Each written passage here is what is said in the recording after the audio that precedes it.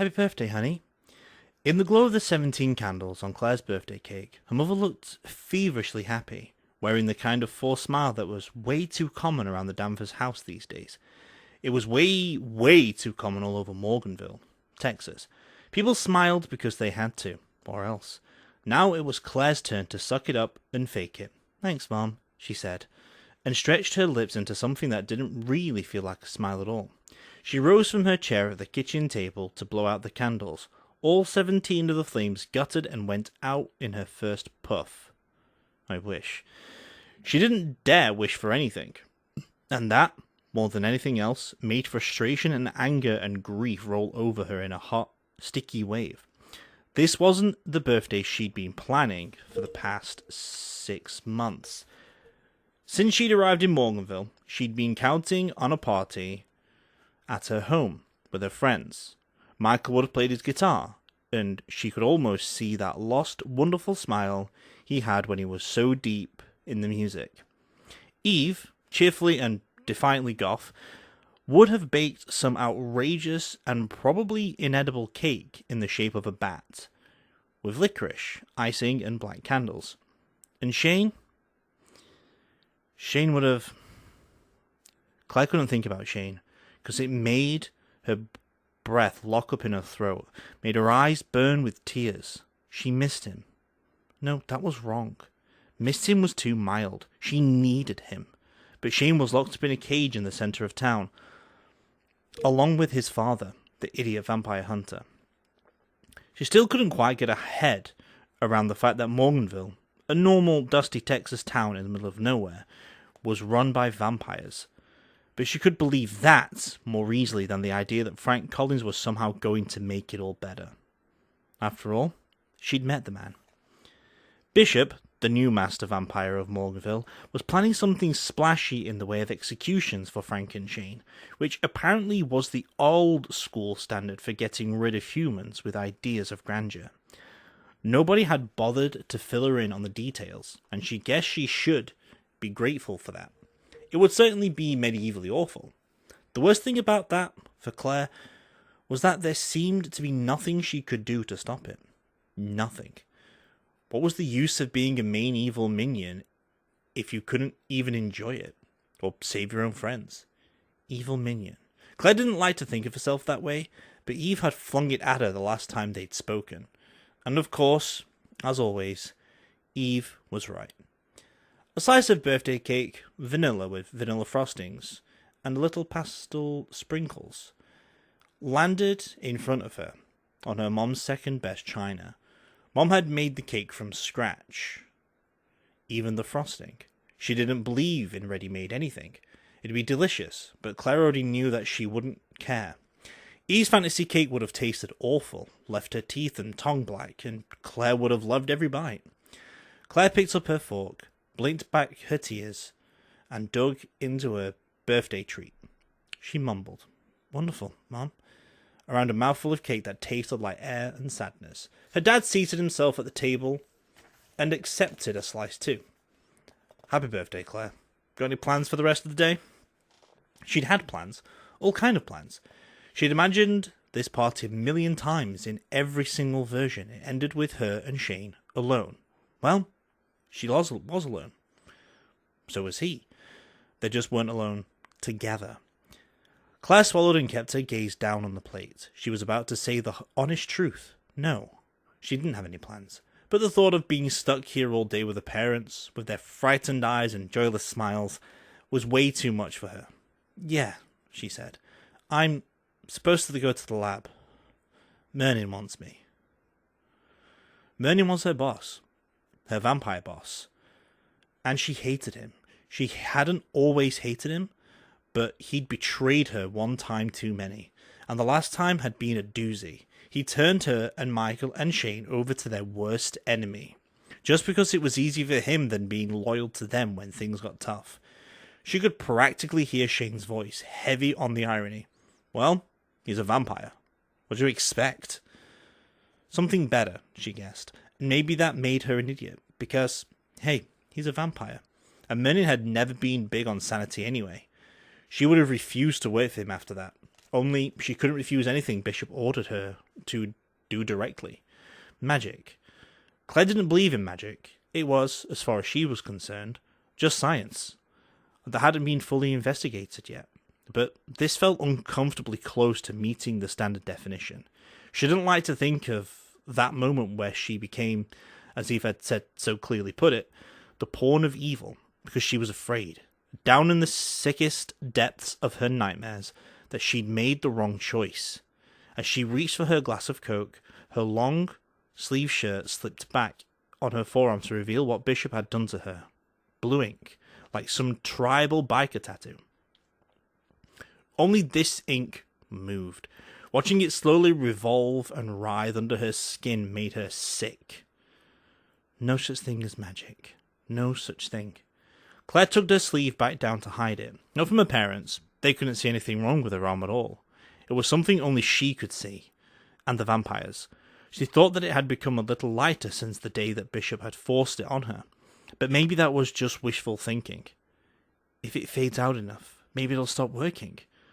Stop forcing her to obey him, and he gave her orders. She had no way of knowing whether it was getting weaker. One way or the other, unless she was willing to risk openly defying Bishop, that was slightly less healthy than swimming in a shark tank, smeared with fish oil and wearing a big eat me sign. She'd ransacked Myrna's library, looking for any hint of what Bishop had done to her, and how to get rid of it. But if the information was there, he'd hidden it away too well for her to find. For your own good, he'd probably have said. But she wouldn't believe him. Not anymore. Myrna did only what was good for him, and no one else. At least he could define what the tattoo had done to her. It had taken away her will to say no to Mr. Bishop. It's not magic, she told herself the 1000th time today. It's not magic because there's no such thing as magic. Everything has an explanation. We just may not understand it yet, but the tattoo thing has rules and laws, and there's got to be a way to make it go away. Claire again tugged down the sleeve over the tattoo, and her fingers skimmed over the gold bracelet she still wore. Amelie's bracelet, with the symbol on it of the former vampire ruler of Morganville. Before Mr. Bishop had arrived, it had been a mark of protection. It meant she owed Amelie taxes, usually in the form of money, services, and donated blood, and in return, Amelie and the other vampires would play nice. It was sort of like the mafia, with fangs, and it hadn't always worked, but it had been a lot better than walking around Morganville as a free lunch. Now, though, the bracelet wasn't such an asset. She hadn't seen or heard from Amelie in weeks, and all of Amelie's allies seemed to be MIA. The most prominent vampires in Morganville were in hiding, or maybe even dead, or else they were under Bishop's control, and they had no real will of their own. Seemed like that was happening more and more as time went along. Bishop had decided it was more trouble to kill the opposition than to convert them. Just like he'd converted her, although she was pretty much the only human he'd bothered to put directly under his thumb. He didn't have a very high opinion for people, generally. Claire finished her cake, and then dutifully opened the birthday presents her parents brought to the table. Dad's package, wrapped by Mom, judging by the neat hospital corners on it, contained a nice silver necklace with a delicate little heart on it. Mom's package revealed a dress. Claire never wore dresses, in a colour that cut that Claire was sure were drastically unflattering on a smallish frame.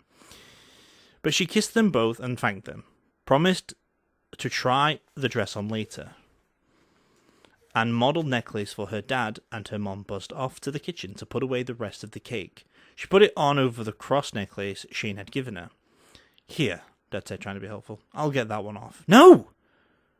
She slapped hand over Shane's necklace and backed away, eyes wide, and Dad looked hurt and baffled. Sorry, I never take this one off. It was a gift. She understood. He understood then. Oh, from that boy? She nodded, and tears prickled at her eyes again, burning hot. Dad opened his arms and held her tight for a moment, then whispered, It'll be okay, honey. Don't cry. No, it won't, she said miserably. Not if we don't make it okay, Dad. Don't you understand that? We have to do something. He pushed her back to arm's length and studied her with tired, faded eyes. He hadn't been in good health for a while, and every time she saw him, Claire worried a little more. Why couldn't they leave my parents out of this? Why did they drag them here in the middle of this? Things had been fine before. Well, maybe not fine, but stable. When she'd come to attend college at Texas Prairie University, she'd had to leave the crazy dangerous dorm to find some kind of safety, and she'd ended up rooming up at the glass house with Eve, Shane, and Michael. Mom and Dad had remained safely far away out of town. Or they had, until Armley had decided that luring them here would help control Claire better. Now they were Morganville residents. Trapped. Just like Claire herself. We tried to leave, honey. I packed your mom up the other night and headed out, but our car died at the city limits. His smile looked frail and broken around the edges. I don't think Mr. Bishop wanted us to leave. Claire was a little bit relieved that at least they tried, but only for a second. Then she decided that she was a lot more horrified. Dad, please don't try that again. If the vampires catch you outside the city limits... Nobody left Morganville without permission. There were all kinds of safeguards to prevent it. But the fact that the vampires were ruthless about tracking people down was enough to deter most. I know. He put his warm hands on either side of her face and looked at her with so much love that it broke her heart. Claire, you think you're ready to take on the world, but you're not. I don't want you in the middle of this. You're just too young. She gave him a sad smile. It's too late for that. Besides, Dad, I'm not a kid anymore. I'm 17. Got the candles on the cake to prove it, and everything. He kissed her forehead. I know, but you'll always be 5 years old to me. Crying about a skinned knee. That's embarrassing. I felt the same way when my parents said it to me. He watched as she fiddled with Shane's cross necklace. You going to the lab? What? Oh, yeah. He knew she was lying. She could tell. And for a moment, she was sure he'd call her on it. But instead, he said, please just tell me you're not going out today to try and save your boyfriend again. She put her hands over his. Dad, don't try to tell me I'm too young. I know what I feel about Shane. I'm not trying to do that at all, her father said. I'm trying to tell you that right now, being in love with any boy in this town is dangerous. Being in love with that boy is suicidal. I want to be thrilled under normal circumstances, and this isn't even close to normal. No kidding.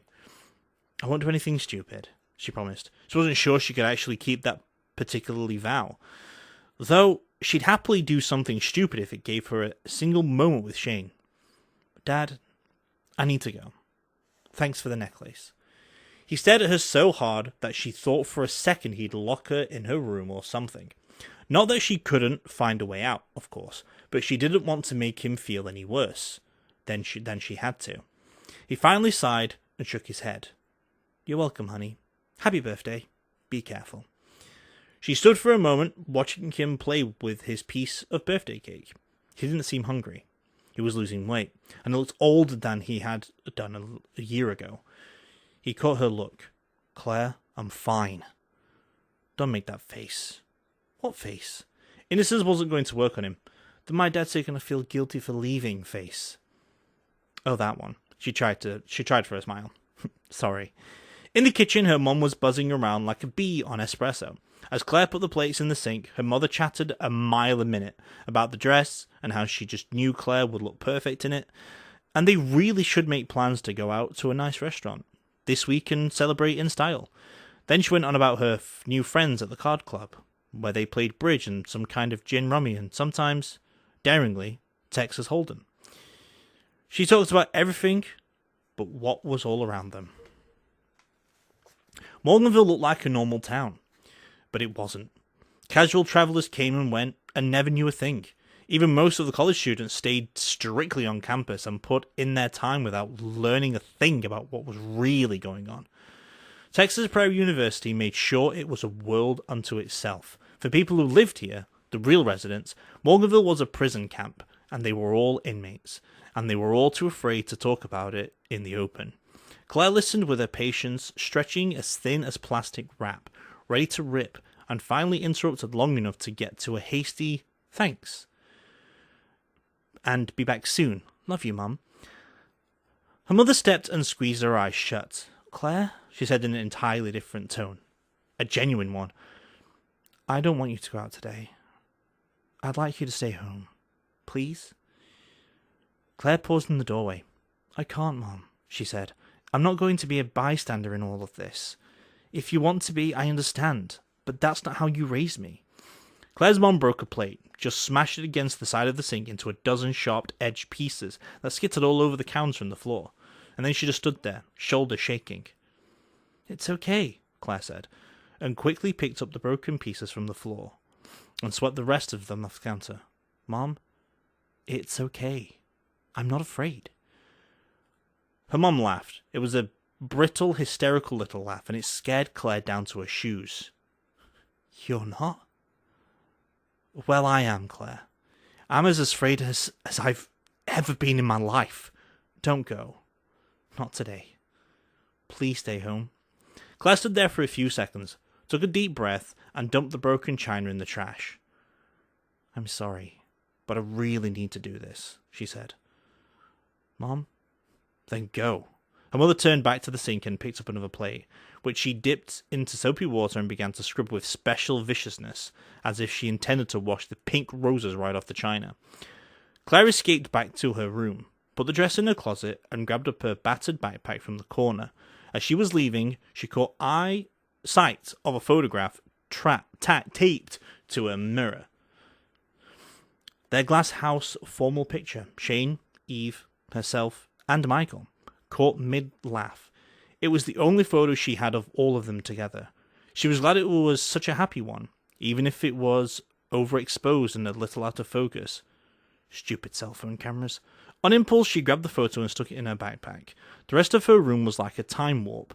Mum had kept all of her things from high school and junior high. All her stuffed animals and posters and candy-coloured diaries, her Pokemon cards and her science kits, her glow-in-the-dark stick-on stars and planets on the ceiling, all her certificates and medals and awards. It felt so far away now, like it belonged to someone else, someone who wasn't facing a shiny future as an evil minion, and trapped in Morganville forever. Except for her parents. The photograph was really the only thing in this whole house that she'd miss if she never came back. And that was, unexpectedly, kind of sad.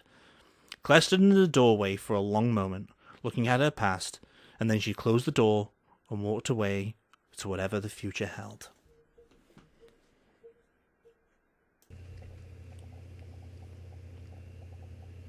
Hello everyone, thank you for listening to the audio file or audio reading I've done of a Rachel Kane book.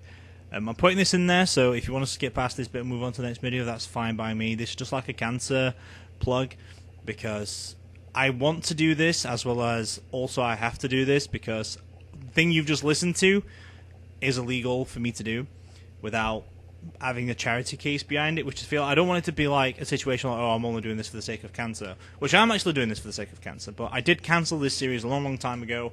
It came to my recent attention that I should redo this in a better format, and I feel like now is a perfect opportunity to actually restart this in the worst possible way. Back in 1st of November, back in 2020, Rachel Kane sadly passed away to a rare bone cancer called sarcoma.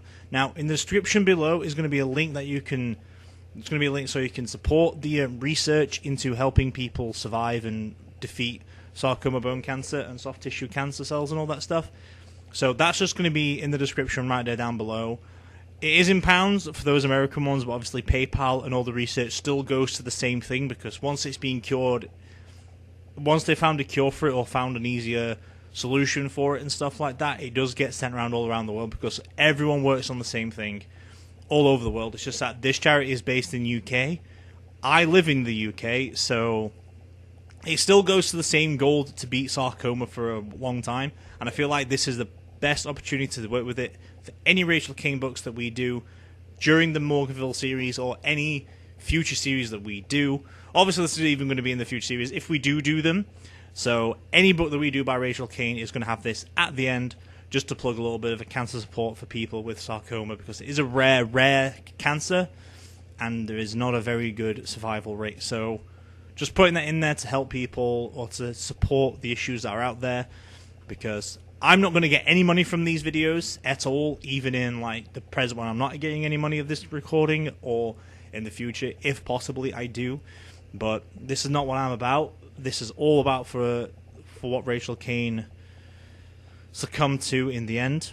So hopefully that as a team together we can beat sarcoma and end one of the cancers that are killing people, because no one likes that. But anyway, have a good day.